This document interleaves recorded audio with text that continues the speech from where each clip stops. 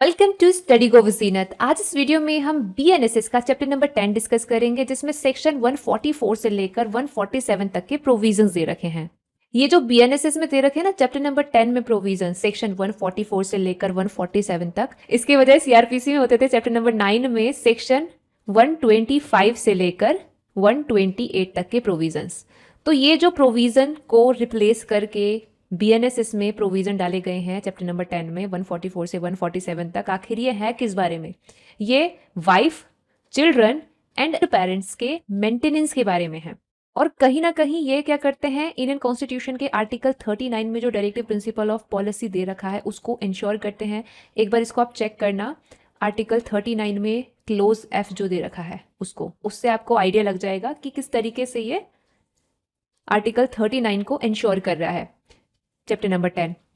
इसके अलावा जैसे कि हम पढ़ते हैं इंडियन कॉन्स्टिट्यूशन के आर्टिकल 15 क्लोज 3 में स्टेट को पावर दे रखी है कि विमेन एंड चिल्ड्रन के लिए स्पेशल प्रोविजंस बना सकते हैं।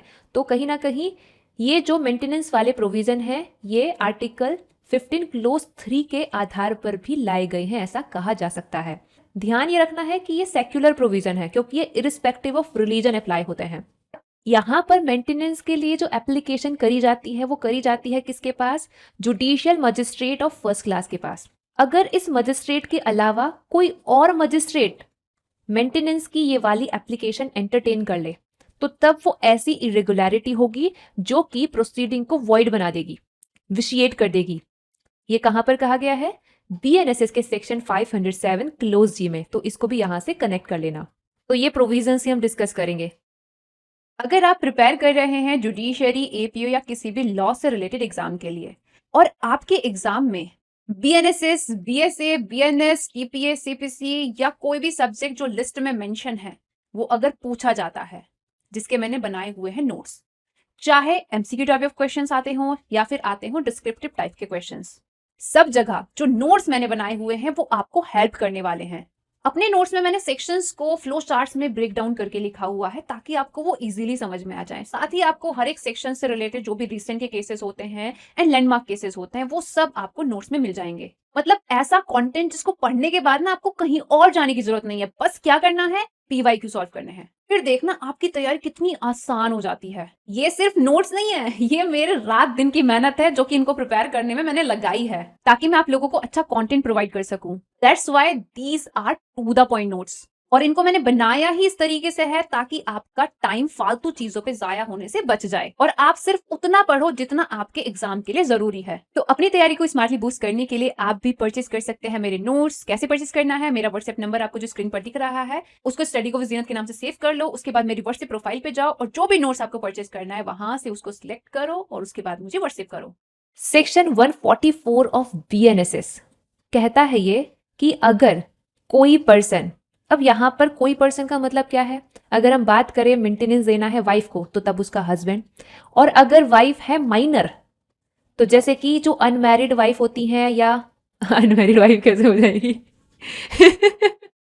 क्या बोल रही हूं मैं? जैसे कि जो मैरिड डॉटर्स होती हैं उनको मेंटेन करने की ना उनके फादर की, उनके पापा की रेस्पॉन्सिबिलिटी सिर्फ तब तक होती है जब तक कि उनका जो पति है उसके पास सफिशिएंट मींस नहीं है। तो तब फादर अपनी उस मैरिड डॉटर को मेंटेन कर सकता है जब तक कि वो एज ऑफ मेजॉरिटी अटेंड नहीं कर लेती है। ऑलराइट, वैसे तो वाइफ के मामलों में उसके हस्बैंड को मेंटेन करने की रिस्पॉन्सिबिलिटी है, लेकिन अगर वाइफ माइनर है तो अगर हस्बैंड के पास सफिशिएंट मींस नहीं है तो तब वो अपने पापा से मेंटेनेंस ले सकती है। ओके, बाकी यहाँ पर जो क्लोज बी और क्लोज सी में हम चिल्ड्रन की बात करते हैं तो तब यहाँ पर एनी पर्सन का मतलब होता है उन बच्चों का फादर। वहीं अगर हम बात करें पेरेंट्स की, फादर की या मदर की, तो तब in that case any person का मतलब पहले सिर्फ सन के ऊपर ये रिस्पॉन्सिबिलिटी डाली जाती थी, बट विजय मनोहर अर्बट वर्सेस काशी राव राजा राम के केस में ये कहा गया कि ये रिस्पॉन्सिबिलिटी डॉटर की भी होती है। क्या रिस्पॉन्सिबिलिटी? अपने फादर और मदर को मेंटेन करने की, जो कि खुद को मेंटेन नहीं कर सकते हैं। तो ये ध्यान रखना है, ये केस इंपॉर्टेंट है।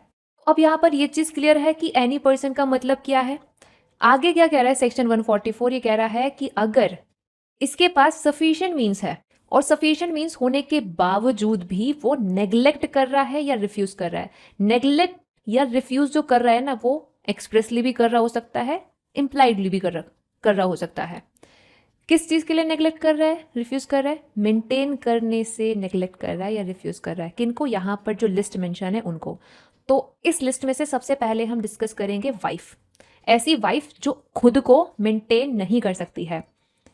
अब अगर वाइफ ऐसी है जो मतलब पोस्ट ग्रेजुएट है, अच्छी खासी एजुकेशनल क्वालिफिकेशन रखती है, इट डजंट मीन कि डिग्री है तो फाइनेंशियली वो स्टेबल भी होगी। कुछ नहीं होता, पढ़ लो लिख लो। डिग्री ऐसी पड़ी रहती है। ठीक है, इट डजेंट मीन कि वो वही फाइनेंशियली स्टेबल है। तो हस्बैंड ये नहीं कह सकता है कि ये क्या मेरे से मेंटेनेंस मांग रही है, ये तो एजुकेशनल क्वालिफिकेशन रखती है, कमाए खाए अपने आप। ना ना, ऐसा नहीं कह सकता है। ओके, ये चीज़ ध्यान रखनी है। तो वाइफ जो हस्बैंड से मांगेगी मेंटेनेंस, वो ये चीज़ इस्टेब्लिश करेगी कि ये जो हस्बैंड है ये सफिशिएंट मीन्स रखता है और फिर भी ये नेग्लेक्ट कर रहा है या फिर रिफ्यूज़ कर रहा है मेंटेन करने से। अब अगर हस्बैंड कह रहा है कि नहीं मेरे पास तो सफिशिएंट मीन्स ही नहीं है, तो तब ये चीज़ प्रूव करने का बर्डन हस्बैंड के ऊपर चला जाएगा। ओके, अब यहाँ पर ये जो वाइफ टर्म यूज हुई है, एक्सप्लेनेशन ये बता रही है कि वाइफ का मतलब है उस महिला से जिसको डिवोर्स मिल चुका है, चाहे उसने खुद डिवोर्स लिया हो या फिर उसको डिवोर्स दिया गया हो। कुल मिला के बात यह है कि वो डिवोर्स ही अगर है तो वो भी यहाँ पे इंक्लूड है। नॉर्मली जो वाइफ हैं, जो स्टिल वाइफ हैं वो तो है ही, लेकिन जो डिवोर्स से अब वाइफ नहीं रही हैं, डिवोर्स हो गया है, उनका वाइफ वाला स्टेटस खत्म हो गया है, तब भी वो मतलब यहाँ पर मेंटेनेंस के लिए एंटाइटल होती हैं जब तक कि वो दोबारा से शादी ना कर लें। ओके, बाकी यहाँ पर ध्यान ये रखना है, Savita Ben versus state of Gujarat के केस में ये बात कही गई थी कि जिस वाइफ को यहाँ पर मेंटेनेंस दिया जा रहा है वो होनी चाहिए लीगली वेडेड वाइफ, जिसकी marriage under the law valid हो। वो किसी भी रिलीजन की हो सकती है, किसी भी एज की हो सकती है, बस शर्त यह है कि जो भी पर्सनल लॉ चलता है जिससे वो गवर्न होती है उसके तहत उसकी मैरिज लॉफुल होनी चाहिए। बाकी किसी अदर स्टैट्यूटरी लॉ से अगर गवर्न होती है, जैसे कि जो स्पेशल मैरिज एक्ट में करते हैं शादी, तो उसके मुताबिक उनकी मैरिज वैलिड होनी चाहिए। सेकंड वाइफ का क्या सीन है? तो अगर वाइफ जीवित है पहली, उसके बावजूद दूसरी शादी कर ली जाए और पहली वाइफ के साथ जो शादी है वो अनल नहीं करी जाए, तो तब सेकंड वाइफ एंटाइटल नहीं होगी मेंटेनेंस के लिए। बट इसका एक्सेप्शन है क्या? मुस्लिम हस्बैंड की जो दूसरी वाइफ होती है, जो तीसरी वाइफ होती है, उनको भी मेंटेनेंस मिलता है, वो भी एंटाइटल होती है मेंटेनेंस के लिए। ओके, अब यहाँ पर एक केस आता है श्रीमती एन उषा रानी वर्सेस एम श्रीनिवास 2025 का। इस केस में सुप्रीम कोर्ट ये बात हेल्ड करती है कि एक महिला under section 144 of BNSS maintenance का क्लेम कर सकती है अपने सेकंड हस्बैंड से, भले ही उसकी जो फर्स्ट मैरिज है वो लीगली डिसॉल्व ना हुई हो। बट हुआ क्या था, जिसके साथ पहले मैरिज हो रखी थी ना, उसके साथ म्यूचुअल सेपरेशन हो गया था। फर्स्ट हस्बैंड से वो म्यूचुअल सेपरेशन के तहत अलग रह रही थी, हालांकि फॉर्मली डिवोर्स की डिग्री नहीं आई थी। स्टिल यहां पर सेकंड हस्बैंड से मेंटेनेंस मांग सकती है।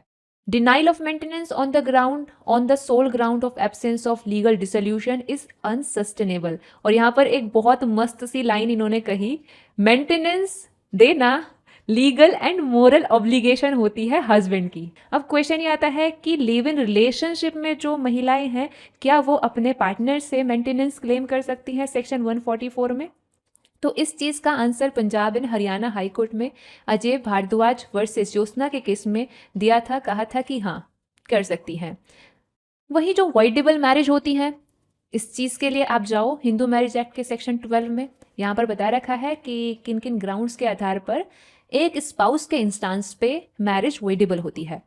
तो वॉइडेबल मैरिज का नेचर ऐसा होता है, जब तक कि ना जिसके इंस्टांस पर वो मैरिज वॉइडेबल है वो स्पाउस उसको नल नहीं डिक्लेयर करवा लेता है, तब तक ना मैरिज वैलिड रहती है, हस्बैंड एंड वाइफ का जो स्टेटस है वो बना रहता है।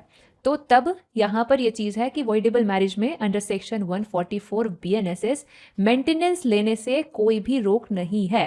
ओके, मेंटेनेंस लिया जा सकता है 144 ऑफ बीएनएसएस में, वॉइडेबल मैरिज में भी। वहीं जो आपकी वॉइड मैरिज होती है, वॉइड मैरिज के लिए आप देखो सेक्शन 11 किसका, हिंदू मैरिज एक्ट का।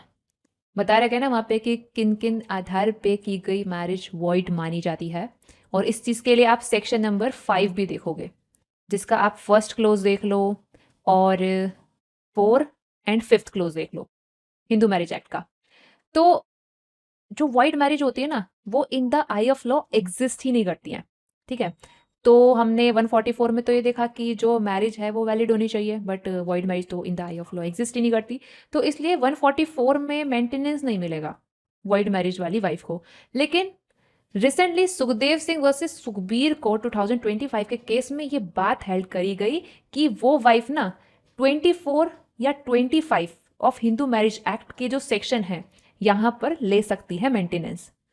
ये अभी रिसेंट का केस है, बहुत ज़्यादा इंपॉर्टेंट हो जाता है क्योंकि ये क्वेश्चन काफ़ी टाइम से चल रहा था कि वाइड मैरिज वाली वाइफ को हिंदू मैरिज एक्ट की ये जो सेक्शन है 24 एंड 25 में तो आपका पेंडेंट लाइट मेंटेनेंस है और 25 में परमानेंट एलिमनी है हिंदू मैरिज एक्ट में। तो क्वेश्चन ये था कि वॉइड मैरिज में कि मिलेगा या नहीं मिलेगा, तो मिलेगा, ठीक है। ये कह दिया सुप्रीम कोर्ट ने सुखदेव सिंह वर्सेस सुखबीर कौर 2025 के केस में। अब ये क्वेश्चन आता है कि अगर जो हस्बैंड है वो अपना रिलीजन कन्वर्ट कर दे, तो क्या ये रीज़न हो सकता है मेंटेनेंस से डिनाई करने का, कि हस्बैंड कह रहा है कि मैंने तो अपना रिलीजन ही बदल दिया है, अब तो मैं क्यों दूं मेंटेनेंस। तो नहीं, ये कोई ग्राउंड नहीं हो सकता है मेंटेनेंस डिनाई करने का। 144 ऑफ बीएनएसएस में मेंटेनेंस वाइफ को मिलेगा ही मिलेगा। अब यहाँ पर जो मुस्लिम विमेन है उनके लिए क्या राइट है मेंटेनेंस के अंडर सेक्शन 144 ऑफ बीएनएसएस। तो इसकी ना जो लड़ाई है मुस्लिम महिला की अंडर सेक्शन 144 बीएनएसएस, मतलब जब ये होता था 125 सीआरपीसी का तब, तो ये शुरू हुई थी इस सेक्शन के तहत मेंटेनेंस मांगने की लड़ाई अहमद खान वर्सेस शाह बानो बेगम के केस में। और इस केस में सुप्रीम कोर्ट ने ये बात हेल्ड भी कर दी थी कि जो मुस्लिम महिलाएं हैं उनको भी मेंटेनेंस मिलेगा 144 ऑफ बीएनएसएस में, यानी 125 ऑफ सीआरपीसी में, इरिस्पेक्टिव ऑफ पर्सनल लॉ, ठीक है। वो मेंटेनेंस की हकदार हैं इस सेक्शन के तहत। फिर क्या हुआ, बहुत ज़्यादा हंगामा हुआ। अल्टीमेटली पार्लियामेंट को एक लॉ इनेक्ट करना पड़ा, Muslim women protection of rights on divorce act 1986, जिसके तहत ये व्यवस्था कर दी गई कि जो डिवोर्स्ड मुस्लिम विमेन है वो ले सकती हैं 144 ऑफ बीएनएसएस में मेंटेनेंस। वो भी सिर्फ तभी जब इस चीज़ की कंसेंट उनका हस्बैंड देता है। अगर हस्बैंड कंसेंट दे रहा होता तो वो ऐसे ही दे देता मेंटेनेंस, है नहीं, कोर्ट थोड़ी जाने की जरूरत पड़ती 144 ऑफ बीएनएसएस में। तो इस बात का कोई सेंस ही नहीं था। हालांकि इस एक्ट को अपहेल्ड कर दिया जाता है, आगे जो केस आता है Daniel Latifi versus union of India का, बट इस केस में ये बात रीअफर्म करी जाती है कि अगर डिवोर्स दिया गया है तो इट डजेंट मीन कि मेंटेनेंस का राइट खत्म हो गया है। बाकी ये जो 1986 वाला एक्ट है ये सिर्फ डिवोर्स विमेन के लिए है, उनके लिए नहीं है जिनकी डिवोर्स नहीं हुई है, तो वो डायरेक्टली 144 ऑफ बीएनएसएस में जाके मेंटेनेंस ले सकती हैं। अभी एक रिसेंट का केस आपने ध्यान रखना है, Mohammed Abdul Samad versus state of Telangana 2024 का केस है। इस केस में सुप्रीम कोर्ट बात हेल्ड करता है कि डिवोर्सी जो है ना मुस्लिम महिला, वो भी मेंटेनेंस ले सकती है against her ex husband under section 144 of BNSS, और ये जो राइट है उसका ये इन एडिशन है टू हर राइट अंडर 1986 वाला एक्ट। यहाँ पर एक और चीज मतलब बहुत ज्यादा कंफ्यूजिंग कर रही थी, क्या कि जो डिवोर्सी है उसके बाद मुस्लिम महिला को क्या करना पड़ता है, एक इद्दत पीरियड का पालन करना पड़ता है। तो ऐसा था कि ट्रेडिशनली ये चीज़ करी गई थी कि सिर्फ और सिर्फ इद्दत पीरियड तक ले सकती है मेंटेनेंस, इद्दत पीरियड के बाद नहीं ले सकती है मेंटेनेंस। बट शाहबानो के केस में तो जब तक दोबारा से शादी ना करे तब तक मेंटेनेंस ले सकती है, ये कहा गया था, ठीक है। एंड फाइनली आगे जो केसेस आए उसमें भी ये चीज़ कर दी गई कि जो मेंटेनेंस है मुस्लिम महिला ले सकती है इवन इद्दत पीरियड के बाद भी। और इस चीज़ के रिगार्डिंग आपके पास आते हैं केस कौन कौन से, Shabana Bano versus Imran Khan and Iqbal Bano versus state of UP. अब यहाँ पर आप सीधा सेक्शन नंबर 3 के सेकंड प्रोवाइजो में आ जाओ। अभी हम सिर्फ वाइफ के रिगार्डिंग देख रहे हैं ना, बाकी जो रह जाएगा ना वो हम बाद में देखेंगे। तो अभी सेकंड प्रोवाइजो क्या कह रहा है, ये कह रहा है कि अगर वाइफ ने मेंटेनेंस मांगा था लेकिन जो हस्बैंड है वो कह रहा है कि मैं दे दूंगा मेंटेनेंस बट इसको ना मेरे साथ ही रहना पड़ेगा, लेकिन अगर वाइफ कह रही है नहीं मैं तो नहीं रहूंगी साथ में, तो तब मजिस्ट्रेट कंसिडर करेगा कि आखिर क्या कारण है। और स्टिल सेकंड प्रोवाइजो, हाँ, ना ना अभी नहीं, वो बाद में। अरे सब सेक्शन 3 में है। हाँ हाँ हाँ हाँ हाँ हाँ हाँ हाँ। तो सेकंड प्रोवाइजो ये कह रहा है यहाँ पे कि अगर वाइफ ने मेंटेनेंस मांगा हस्बैंड से और हस्बैंड कह रहा है कि ठीक है मैं इसको मेंटेनेंस दूंगा लेकिन इसको ना मेरे साथ रहना पड़ेगा, लेकिन वाइफ कह रही है नहीं नहीं मैं तो नहीं रहना चाहती हूँ, तो हस्बैंड ना उसका रीजन कंसीडर करेगा कि आखिर क्यों नहीं रहना चाहती। और अगर वो रीजन दे रही है ये कि हस्बैंड ने ना दूसरी शादी कर ली है या फिर वो कोई मिस्ट्रेस रख रहा है, तो ये एक वैलिड रीजन रहेगा वाइफ के रिफ्यूजल का, किस रिफ्यूजल का, कि वो साथ नहीं रहना चाह रही। तो इस रिफ्यूजल का ये वैलिड ग्राउंड रहेगा। और इसको कंसीडर करते हुए ना, मतलब ये जो जस्ट ग्राउंड है इसको कंसीडर करते हुए कोर्ट क्या कर सकती है, उसकी इस शर्त पे कि वो साथ नहीं रहना चाहती उसको स्टिल मेंटेनेंस ग्रांट कर सकती है। अब सीधे सबसेक्शन 4 पर आ जाओ। सबसेक्शन 4 कह रहा है और सबसेक्शन 5 कह रहा है क्या, किन सिचुएशंस में एक वाइफ डिसएंटाइटल हो जाएगी मेंटेनेंस से। सबसेक्शन 5 बता रहा है कि किन सिचुएशन में मजिस्ट्रेट मेंटेनेंस का जो ऑर्डर उसने दिया था उसको कैंसिल कर देगा।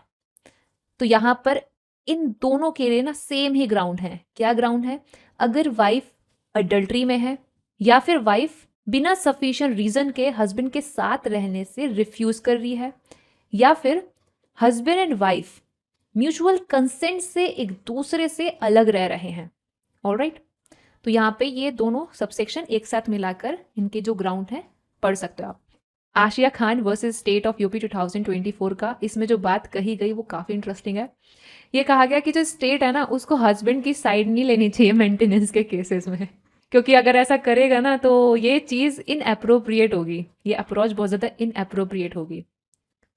स्टेट काउंसिल की ड्यूटी होती है कि वो एक्ट करे as an officer of the court और असिस्ट करे in reaching a correct conclusion, husband की साइड ना ले।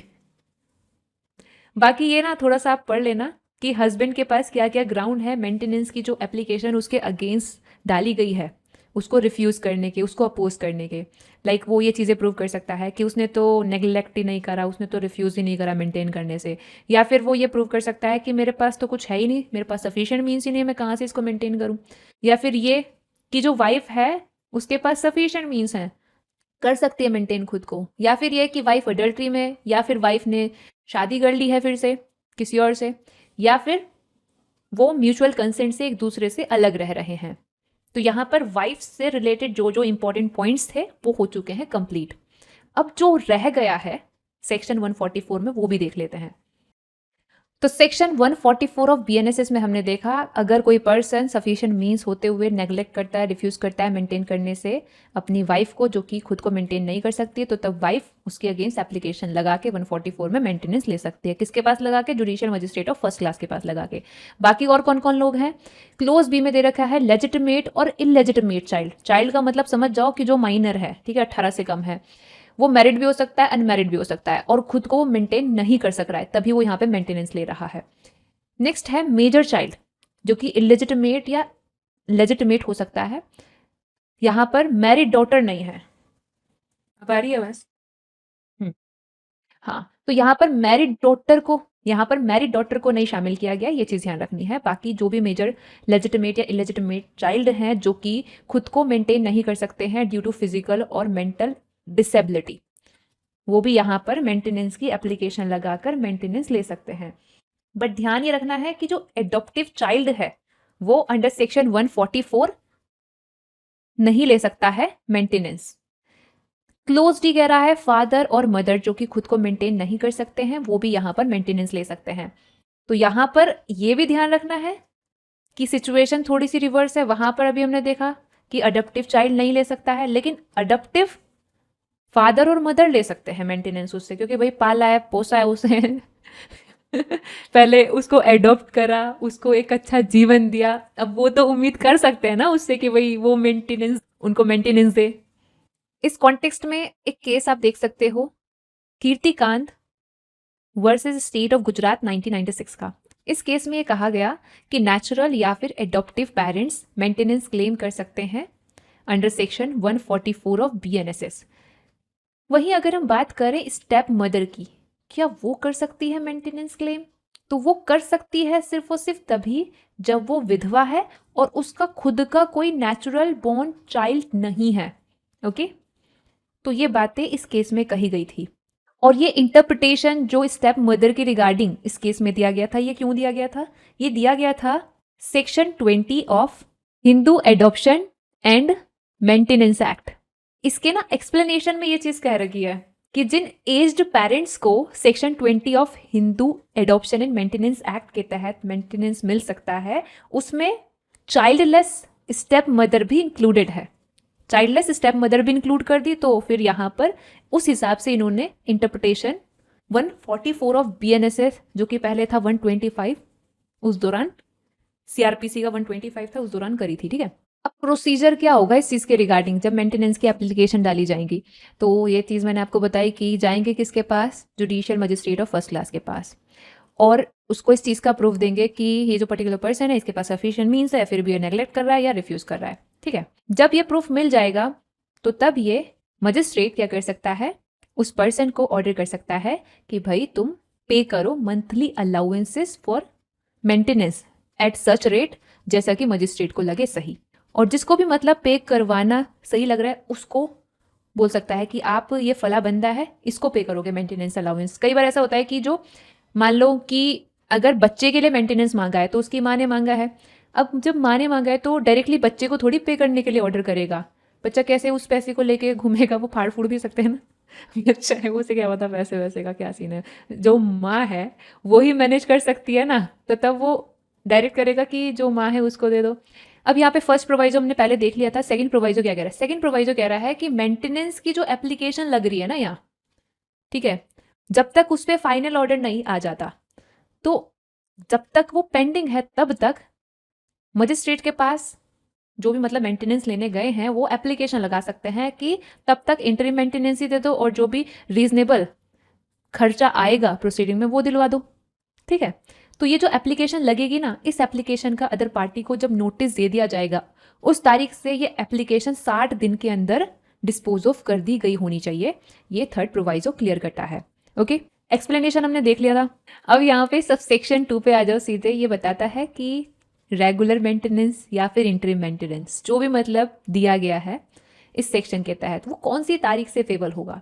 तो वो जिस तारीख को ऑर्डर दिया गया उस तारीख से पेबल होगा।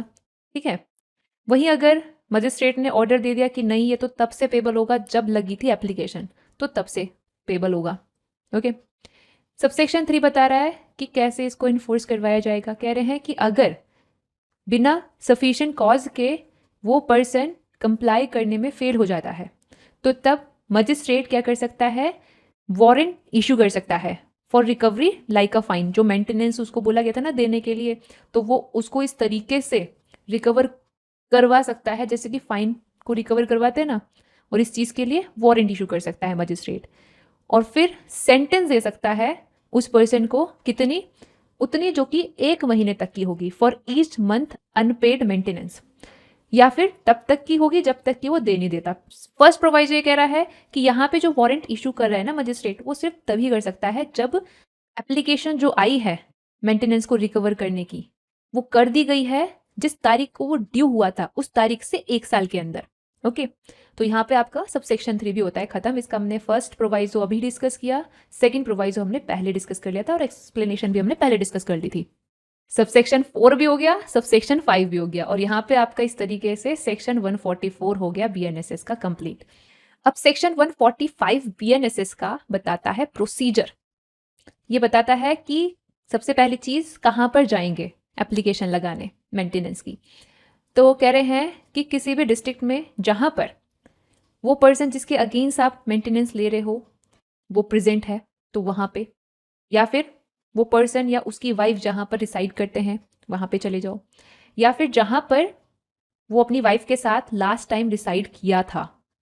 इलिजिटिमेट चाइल्ड के मेंटेनेंस के केस में जहाँ पर वो व्यक्ति उसकी मदर के साथ लास्ट टाइम रिसाइड किया था वहाँ पर उस डिस्ट्रिक्ट में एप्लीकेशन कर सकते हो, लगा सकते हो एप्लीकेशन।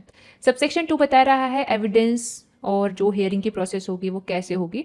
तो जो भी एविडेंसेस यहाँ पर लिए जाएंगे वो बिल्कुल उसी तरीके से लिए जाएंगे जैसे कि सम्मन केस में लिए जाते हैं। ओके, और उनको रिकॉर्ड किया जाना चाहिए in the presence of person जिसके अगेंस्ट मेंटेनेंस का ऑर्डर देने के लिए बोला गया है, जिसके अगेंस्ट मेंटेनेंस की एप्लीकेशन लगाई ना, उसके प्रेजेंस में ही लेने होंगे एविडेंस और उनको रिकॉर्ड करना होगा उसी की प्रेजेंस में। अगर उसकी जो प्रेजेंस है उससे उसको छूट दी गई है तो तब उसके एडवोकेट के प्रेजेंस में ये चीज़ करी जाएगी। प्रोवाइजो कह रहा है एक्स पार्टी प्रोसीडिंग के बारे में क्या, अगर मजिस्ट्रेट ये सेटिस्फाई होता है कि वो पर्सन जिसके अगेंस्ट मेंटेनेंस मांगा गया है और उसको बोला था कि ये पर्टिकुलर तारीख को आ जाना, वो विलफुली क्या करा है, जो नोटिस गया उसकी सर्विस को अवॉइड करा, विलफुली वो कोर्ट में आने से नेग्लेक्ट करा, तो इन दैट सिचुएशन ऐसे पर्सन के अगेंस्ट कोर्ट क्या कर सकती है, एक्स पार्टे प्रोसीड कर सकती है। तो अब जैसे कि एक्स पार्टे प्रोसीड करने का ऑर्डर दे दिया गया है, इस एक्स पार्टे ऑर्डर को सेट असाइड करवाया जा सकता है गुड कॉज शो करके विद इन 3 मंथ्स। जिस तारीख को आया था ना उस तारीख से 3 महीने के अंदर वो पर्सन आके गुड कॉज दिखा के इस एक्स पार्टे ऑर्डर को सेट असाइड करा सकता है। फिर मजिस्ट्रेट को जैसा लगेगा सही वैसा टर्म्स एंड कंडीशन रख के कॉस्ट वगैरह लगा के सेट असाइड कर देगी। और कॉस्ट के रिगार्डिंग आपका सबसेक्शन 3 क्या कह रहा है कि कोर्ट के पास अथॉरिटी है कि वो मेंटेनेंस की एप्लीकेशन पर जैसा भी मतलब उसको लगता है जस्ट वैसी कॉस्ट अवॉर्ड कर सकती है। तो ये हो गया आपका सेक्शन 145। इसका ध्यान रखना है, सबसेक्शन 1 में बता रखा है वेन्यू, सबसेक्शन 2 में बता रखा है एविडेंस कैसे लिए जाएंगे, एक्स पार्टे ऑर्डर भी बता रखा है, और सबसेक्शन 3 में दे रखी है कॉस्ट। इसका सबसेक्शन भी पूछ लिया जाता है कि किस सबसेक्शन में क्या दे रखा है। सेक्शन 146 बीएनएसएस का अलाउंसेस के ऑल्ट्रेशन के बारे में बात कर रहा है। ये कह रहा है कि मेंटेनेंस लेने वाले या फिर मेंटेनेंस पे करने वाले की परिस्थितियों में अगर कुछ बदलाव होता है तो उस हिसाब से जो भी 144 में मेंटेनेंस या इंटरिम मेंटेनेंस का ऑर्डर दिया था ना मजिस्ट्रेट ने, मजिस्ट्रेट उसकी अमाउंट को ऑल्टर कर सकता है। ओके, अगर जो मेंटेनेंस ले रहा है मान लो वो अब खुद को मेंटेन करने के लिए कैपेबल हो गया है तो तब, या फिर जो मेंटेन कर रहा था उसके पास अब सफिशिएंट मीन्स ही नहीं बचे हैं, या फिर मान के चलो पहले तो उसके पास थोड़े कम सफिशिएंट मीन्स थे तो उसी हिसाब से कम मेंटेनेंस दिलवाया जा रहा था, अब उसके पास ज़्यादा पैसे आ गए हैं, ठीक है, तो उस हिसाब से यहाँ पे मजिस्ट्रेट जो भी मेंटेनेंस या इंटरिम मेंटेनेंस उसने 144 में दिया था उसकी अमाउंट में ऑल्ट्रेशन कर सकता है। Subsection 2 effect of civil court decision के बारे में बात कर रहा है, कह रहा है कि अगर सिविल कोर्ट जो कि कॉम्पिटेंट है वो कोई डिसीजन देती है जो कि 144 में दिए गए ऑर्डर को अफेक्ट करता है तो तब उस हिसाब से उस डिसीजन के अकॉर्डिंग मजिस्ट्रेट उसको कैंसिल करेगा और उसको वो वेरी करेगा। ये चीज़ उसके ऊपर मस्ट है, उसके हिसाब से वो उसको कैंसिल करेगा या उसमें जो भी वेरिएशन करना है ज़रूरी उस कोर्ट के डिसीजन के हिसाब से वो वेरिएशन उसमें करेगा। इसके साथ सीधे सबसेक्शन 4 को आप कनेक्ट करो जो कि ये कह रहा है कि अगर कोई सिविल कोर्ट बाद में मेंटेनेंस के रिगार्डिंग डाउरी की रिकवरी के रिगार्डिंग अगर डिग्री पास कर रही है ना और उससे पहले 144 में आ रखा है मेंटेनेंस का या इंटरिम मेंटेनेंस का ऑर्डर, तो जो अमाउंट उसमें ऑर्डर करी गई थी पे करने के लिए उसको भी यहाँ पर सिविल कोर्ट कंसीडर करनी चाहिए, ये चीज़ भी ध्यान रखनी है, ठीक है। अब सबसेक्शन 3 क्या कह रहा है, सबसेक्शन 3 ये कह रहा है कि अगर अंडर सेक्शन 144 मेंटेनेंस दिया गया था डिवोर्स्ड वुमन के फेवर में तो मजिस्ट्रेट ये जो सिचुएशंस यहाँ पर मेंशन है इन सिचुएशंस में कर देगा कैंसिल उस ऑर्डर को। कब कर देगा, पहली सिचुएशन है अगर वो शादी कर लेती है फिर से तो तब from the date of remarriage उसका मेंटेनेंस कैंसिल कर देगा। क्लोज भी कह रहा है फुल डिवोर्स पेमेंट रिसीव्ड, अगर वो महिला मतलब उसके हस्बैंड ने उसको डिवोर्स दिया था और उसने ना फुल सम जो कि पेबल उसके डिवोर्स पे होना था अंडर द कस्टमरी या पर्सनल लॉ उसने वो ले लिया था, तो तब अगर उसने जो यहाँ पर 144 में ऑर्डर दिया गया उससे पहले रिसीव किया था तो तब from the date of order उसके मेंटेनेंस के ऑर्डर को कोट कर देगी कैंसिल। और अगर वो उसने ऑर्डर के बाद रिसीव किया था तो तब from the last date of actual maintenance payment कर देगी कैंसिल। लास्ट टाइम जो भी मतलब मेंटेनेंस मिला आखिरी तारीख को उस तारीख से उसका मेंटेनेंस कर देगी कैंसिल, ठीक है। क्लोज ही कह रहा है वॉलंटरी सरेंडर ऑफ राइट्स, अगर कोई महिला डिवोर्स ऑब्टेन करी है और साथ ही अपना right to maintenance voluntarily surrender कर दी है तो तब जिस तारीख को सरेंडर किया उस तारीख से मेंटेनेंस का जो ऑर्डर यहाँ पर मजिस्ट्रेट ने 144 में दिया था उसको वो कर देगा कैंसिल। लास्ट सेक्शन है सेक्शन 147 जो कि enforcement of order of maintenance के बारे में बात करता है। कहता है पहली चीज कि जो भी मतलब ऑर्डर आया है मेंटेनेंस का, इंटरिम मेंटेनेंस का या फिर प्रोसीडिंग के एक्सपेंसेस का, बिना पेमेंट के फ्री ऑफ कॉस्ट उस ऑर्डर की कॉपी जिसके फेवर में वो ऑर्डर आया उस पर्सन को दी जाएगी या उसके गार्जियन को दी जाएगी अगर कोई गार्जियन वगैरह है, या फिर जिसको मजिस्ट्रेट ने कहा कि इस पर्टिकुलर पर्सन को ये जो भी पेमेंट है वो दी जानी चाहिए तो उस डायरेक्टेड पर्सन को उसकी फ्री ऑफ कॉस्ट कॉपी दी जाएगी। और फिर ये जो ऑर्डर है इसको कोई भी मजिस्ट्रेट किसी भी प्लेस पर करा सकता है एनफोर्स जहां पर वो पर्सन रहता है जिसके अगेंस्ट ऑर्डर आया है। ठीक है, शर्त यह है कि मजिस्ट्रेट इस चीज से सेटिस्फाई हो, किस चीज से, उसकी आइडेंटिटी से, पार्टीज की आइडेंटिटी से कि हाँ यही वो पर्सन है, और about the non payment of allowances और एक्सपेंसेस ड्यू, कि ये जो अलाउंसेस हैं, ये जो एक्सपेंसेस है ये ड्यू हो गए हैं, इसने नहीं दिया है, तब ठीक है वो एनफोर्स करा सकता है। और मेंटेनेंस को एनफोर्स कराने के लिए आपका जाएगा कहाँ, सेक्शन 144 का सबसेक्शन 3 जो हमने देखा था ना वहाँ। ठीक है, तो एक बार आप उसको भी कंसीडर कर लेना। तो यहाँ पे आपके मेंटेनेंस वाले प्रोविजन होते हैं कंप्लीट। सो गाइस आज के लिए बस इतना ही रखते हैं। अगर आपको ये वीडियो अच्छा लगा है तो लाइक करना और चैनल को सब्सक्राइब करना, और जैसे आप रील शेयर करते रहते ना अपने दोस्तों को, उनके बजाय ये काम की वीडियो भी शेयर कर लिया करो ताकि वो भी पढ़ ले, उनका भी कुछ भला हो जाए। और हाँ, अगर आपको मेरे किसी भी सब्जेक्ट के नोट्स चाहिए उनको बाय करने के लिए आप मुझे कांटेक्ट कर सकते हैं मेरे व्हाट्सएप नंबर पर जो कि आपको स्क्रीन पर दिख रहा है। और मेरा टेलीग्राम चैनल है स्टडी गो विद जीनत के नाम से, उसको भी ज्वाइन कर लेना। वहां पर मैं काफी सारी चीजों की अपडेट आप लोगों को प्रोवाइड करती रहती हूँ। So thank you for watching my video. मिलते हैं नेक्स्ट वीडियो में, तब तक के लिए टाटा एंड गुड बाय।